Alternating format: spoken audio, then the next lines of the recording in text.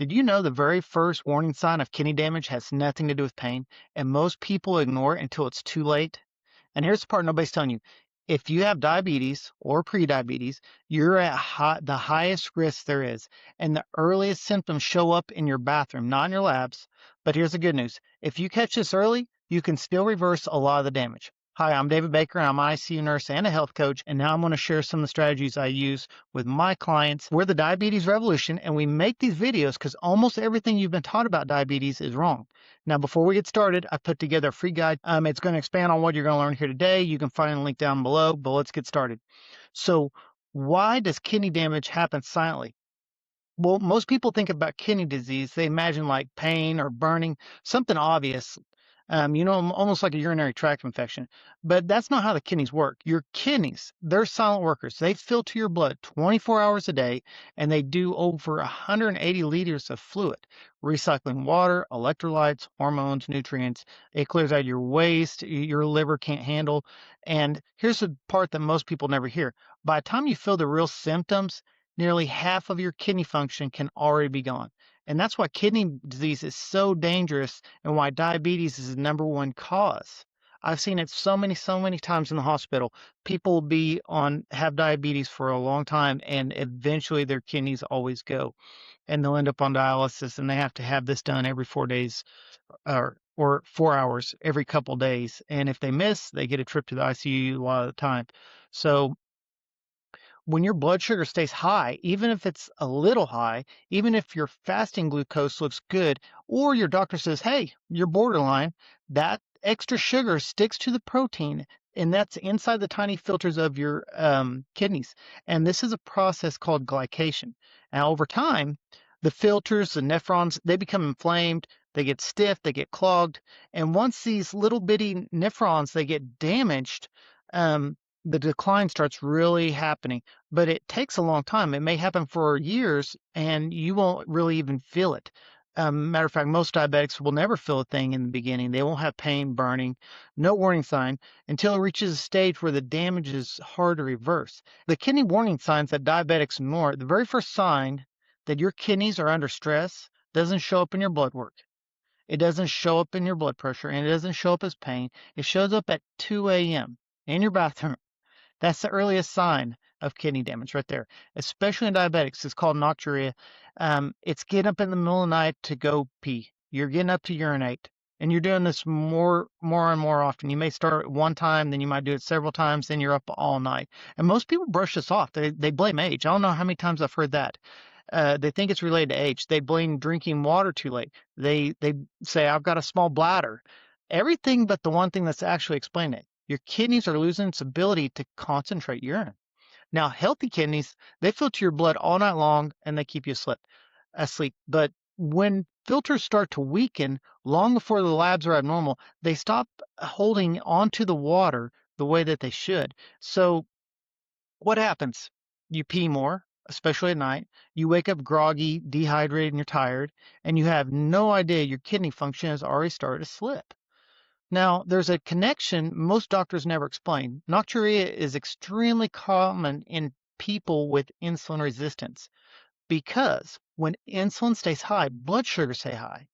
And when blood sugars stay high, those kidney filters get damaged early, sometimes a full decade before they're noticeable. So if you're getting up at night to pee, even just once, especially if you have diabetes, prediabetes, or some kind of metabolic issue, that's a sign worth paying attention to. And the sooner you catch it, the more reversible it is. You need to understand what's actually happening inside those tiny filters in your kidneys called the nephrons. Now, each kidney contains nearly 1 million of them, and they're microscopic, but they do an incredible amount of work.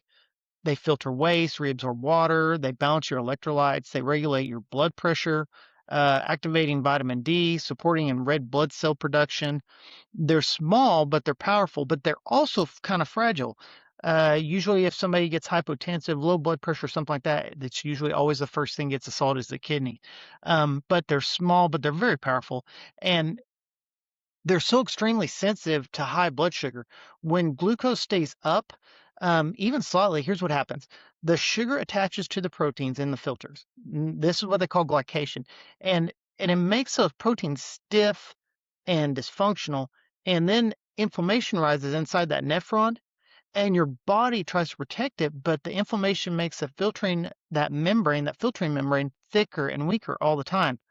Um, then the nephron, it loses ability to hold on to that water, and this is why you start peeing at night. Those kidneys simply can't concentrate the urine anymore. So what happens after this is the protein in the urine starts leaking or the protein starts leaking in the urine, and not because you ate too much protein, it's because the filters are becoming leaky and they're not filtering what they're supposed to. So over time, some nephrons burn out, and once they're gone, they don't come back. And here's the critical part. In the early stages, most of the damage is still functional, not structural. And what does that mean? That means the inflammation can come down, the glycation can stop, the filtration can improve, the nocturia can resolve, and the progression towards kidney disease can be halted. Now, that's if you lower insulin, blood sugar. And now, if you do this, the kidneys can respond quickly. So let's talk about how to protect and even improve early kidney damage naturally. So if you've been told kidney disease always gets worse, I want to give you some hope today. Um, it's grounded in physiology. It's not wishful thinking, because in the early stages, kidney damage is often functional, not structural, like I talked about, meaning fix what's overwhelming the kidneys, and the kidneys can function better once again. Here's how to do it safely and naturally. So the first thing, lower the sugar pressure on filters. Every time blood sugar spikes, it hits the kidneys directly. Not eventually, not months later, immediately.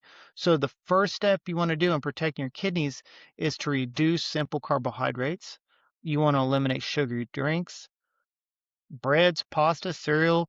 Um, you want to get rid of all those things. Increase your high quality protein, healthy fats, and you want to prioritize like whole foods over packaged ones. Like if it's processed, it's not good for you. Um, this lowers insulin levels and dramatically reduces glycation inside the nephrons. So intermittent fasting, you've heard us talk about this before, or even gentle time restricted eating gives your kidney a few hours of relief from filtering the constant load of glucose. Now, you don't need extreme fasting to see benefits, but it can help. So, but you want to start simple, 10 to 12-hour window, and you want to avoid late night snacking. Give your kidneys time to rest. When your insulin drops, inflammation drops, and when inflammation drops, kidney function improves. So I like to tell people, like, when you do a day of fasting, just pick one day of the week. Think of it like a prescription. Like, okay, and it doesn't matter what day of the week, just hit one day a week and do that fast. And that's going to start giving your body time to break and help your metabolic system improve. And you also want to hydrate intentionally, not randomly. So your kidneys operate best when the hydration is consistent and not sporadic. So you want to aim for a steady hydration throughout the day. So you also want to increase phytonutrients that protect the filters. Some of these foods are really powerful for kidney support because they reduce the oxidative stress that's actually inside the nephrons. So what are some of the things? The leafy greens, I've talked about those. Cruciferous vegetables, berries, cabbage, bell peppers, herbs, that's like turmeric, ginger. These all can help calm the inflammation caused by high blood sugar. So you wanna kind of implement these in your diet. I spoke about those in another video. But if you're in the later stages of kidney disease, you got to talk with your provider, because most people in early stage or early pre-disease states, these foods are safe and beneficial. But like high proteins or different things like that, you must speak with your doctor first. So next, we're going to rebuild insulin sensitivity and fix some of this metabolic problems through movement. So exercise restores insulin sensitivity faster than almost anything else. You don't need a gym. You don't need long workouts. Um, 10 to 15 minutes. And you do this after a meal. It can really drastically burn up that extra glucose, stop that glucose spike, stop that spike from going up. It'll level it out. So this means keeping the glucose spikes down, and this will protect your kidneys. And it's just simple movement, just walking. You can do body weight squats. You can knock some of those out right after eating. Light strength training, stair climbing, go up the stairs. Uh, your kidneys benefit every time your insulin drops. So now we're going to talk about monitoring early signs before they become bigger problems. So you want to get two tests, and these matter the most. So like urine albumin, That's going to be like for the protein, and then like your GFR, that's going to be your filtration for your kidneys. Now, what I'm getting at is you don't have to wait for your doctor to bring this up. If you notice some of the symptoms we're talking about, ask them to test for these. Say, hey, can I get these tests and track them, trend them, see is it going up or is it going down? They're kind of like the earliest warning lights, and also they're some of the earliest indicators of improvement. You're the one that's got to be responsible for your health. So these are sometimes you got to be proactive towards your physician. And so daily, weekly habits that protect your kidneys and your A1C is what we're going to aim for. So if you're dealing with nocturia, early kidney damage, or rising A1C, here's the part that most people never get. Your kidneys don't need perfection. They just kind of need consistency, small, repeatable habits that create massive improvements over weeks and months. So I talked about this in a balanced plate. You want to build your meals around this order. So the first thing on your plate, non-starchy vegetables first. So the fiber, this forms a net in your digestive tract, and that slows the absorption of everything that you eat behind it. And what this does is reduce the glucose spikes. It lowers post-meal insulin and protects your kidneys from that constant pressure. The next, you want to eat your proteins. This is your meat, eggs, Greek yogurt, poultry, fish. You guys know what protein is. So this protein stabilizes your blood sugar, and it also supports lean mass and keeps you fuller longer. Eat that after your vegetables. And then you want your healthy fats, olive oil, avocados. You can do nuts or seeds, and the fats slow the digestion, and it also slows the post-meal glucose even more. So you want to eat in these orders.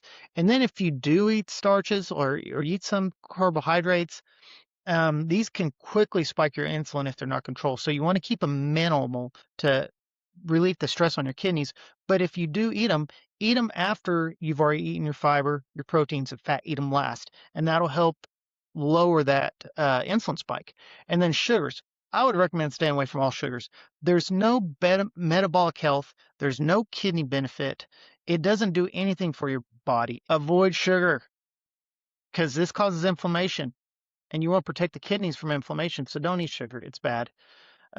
This order of eating the food is one of the simplest ways to lower your blood sugar naturally. This single habit lowers it. Glucose spikes up to 30%.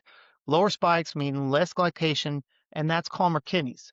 You don't need a gym, you don't need equipment, you just got to get up and move. And I talked about hydration. The hydration daily, not in big bursts. Go for 10 to 12 ounces with each meal, 4 to 6 ounces in between meals. Don't do it sporadically. And it reduces the nighttime urination in a lot of cases. And then here's another thing. Don't eat 3 hours before bed. So late eating keeps insulin elevated throughout the night. One of the biggest triggers for nocturia. Give your kidneys a nightly quiet rest. So give them a break. Now let's talk about weekly kidney protective habits. So the next thing is you want to track your fasting glucose and post-meal glucose. Target fasting, you want 80 to 99, 1 to 2 hours after a meal, ideally underneath 130 to 140 for your blood sugar. And if the numbers trend down, your kidneys are under less assault. Now, when you're doing all this, you want to try to plan a couple meals for the week. Because when you plan, you reduce a lot of the chaos that goes on with it. So I didn't know I'm gonna sound boring here, but I eat the same stuff every morning. I eat like 3 eggs and I eat sausage. And that's every morning with my coffee. But I'm not running off to the gas station running late to work in the morning or something like that and grabbing something out of there. I eat the same thing in the evening, so I'm not looking through the cupboards, pulling stuff out and eating it that I shouldn't be eating. So just plan for the meals. I mean, pick one protein, one vegetable, one healthy fat, and repeat this for a few meals. So now this is the biggest one. I talked about this earlier, how fasting supports kidney repair. So when people hear the word fasting, they think extreme dieting or starvation, but clinically, fasting is simply giving your body a break from the constant insulin spikes. It gives your stomach and your GI tract a chance to rest. I mean, when you're constantly stacking and eating, none of these organs ever get a break. Your pancreas, I mean, none of these things get a break. And that break is exactly what damaged kidneys need. And here's what the research showed. Fasting lowers insulin and reduces kidney workload. So every time you eat, especially carbohydrates, insulin rises. So insulin makes the kidneys retain sodium. increase blood pressure, and work harder. So periods of low insulin, that lowers the pressure, reduces inflammation, and helps filtration the rest of the system. So fasting also improves metabolic flexibility. So when your body shifts from running on glucose and you do get into ketosis and you're burning fat, that shift lowers oxidative stress, one of the key drivers of kidney damage and diabetes. Your kidneys are not failing because they're weak. They're failing because they've been underneath a high amount of pressure for too long. So if you relieve the pressure, the body can begin to heal. And that's the part most people never hear. If you're in those early stages, especially in the microalbuminuria stage, you might be a lot closer to improving than you think. So these small changes can make the needle on repair real fast, and we see it over and over again. So before you go, I want to remind you of something important. Don't wait for the symptoms. Kidney disease is silent until it's urgent. Okay, most people never get the chance to reverse it because they never got the information in time. You do. But the next step, I want you to get the free copy of the 6 steps to reversing diabetes naturally. It's going to walk you through some of the habits that help my clients reduce their blood sugar, lower their insulin, and help protect their kidneys. The link's in the top of the description. It's free, it's easy to download. But I just want you to know that your body was designed to heal. So I'm David Baker. Fix the food, fix the body, stay encouraged, and I'll see you on the next video.